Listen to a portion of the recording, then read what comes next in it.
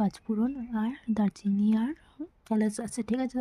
তো এইগুলো বানাবো শুক্তো। এদিকে কড়াই তো গরম হয়ে গেছে, আর কড়াইয়ের মধ্যে দিয়ে দেবো বড়ি, আর বড়িগুলোকে ভালো টিকে ভেজে বাটিতে নামিয়ে দিয়ে দিই। তো সেটা ক্লিপ নিয়ে নিই। আর ওই কড়াইতে আবার দারচিনি আর এলাচ, তো পাঁচফোড়ন, শুকনো লঙ্কা ভালো টিকে ভেজে লাউগুলোকে ছেড়ে দিলাম। তো লাউগুলোকে ভালো টিকে কষিয়ে বলতে কি একটু নাড়িয়ে পরিমাণ মতন নুন দিয়ে দিয়েছি। তোমরা দিয়ে দিও পরিমাণ মতন। তারপর এগুলোকে ডেকে রেখেছি, সেটা ক্লিপ আর নেয়নি। তো এদিকে উল্টানোর পর আমি গোটা কাঁচা লঙ্কা দিয়ে দিচ্ছি, কারণ বেশি গুঁড়ামরিচ দেবো না তাই। আর এদিকে হলুদ গুঁড়ো, লঙ্কা গুঁড়ো একটু দিয়েছি, লঙ্কা গুঁড়ো একটু, জিরে গুঁড়ো দিয়েছি।